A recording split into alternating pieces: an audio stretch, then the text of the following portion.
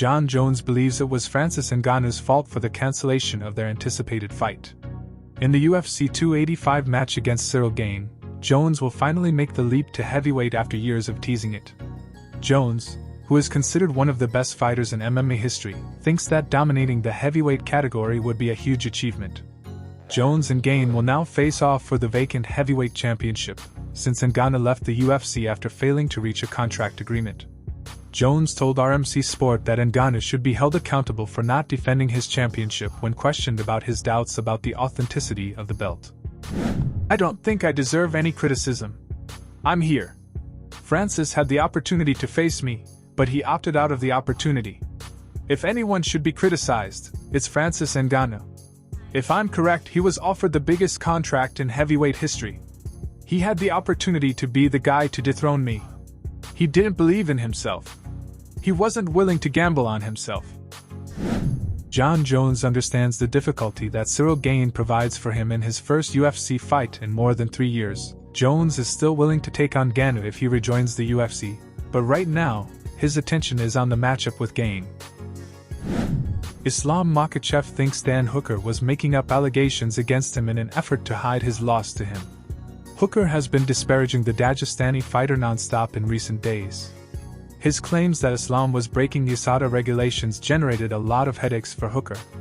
Hooker said that Islam had employed a doctor to deliver an intravenous infusion, which is against USADA policy. The Dagestani champion was attacked by many, but the Australian Commission and USADA both exonerated him for lack of proof. Islam acknowledges that he might have taken revenge on Hooker, but he is unlikely to do so. "I believe that after that incident, some fighters had a negative opinion of him. It appeared that Hooker was attempting to hide his loss by making these accusations. Not just me, but everyone else noticed that this was an unprofessional move. I won't go into the issue too deeply, even though I could have caused him problems since he accused me without any evidence. They use photos as evidence, but those photos were taken at a photo shoot on Thursday and an open workout on Friday. They were taken before the weigh-in. But everyone saw the photos and had their own thoughts." Recently, Jon Jones was asked to choose the best 5 UFC competitors in history. Jones cited the fighters' longevity, accomplishments, and general influence on the sport as the reasons why he selected them. There is no questioning the amazing accomplishments of these UFC icons, even though some fans may disagree with his decisions. "My top 5, I would say myself, Anderson Silva, Georges St-Pierre, Khabib Nurmagomedov, and Jose Aldo."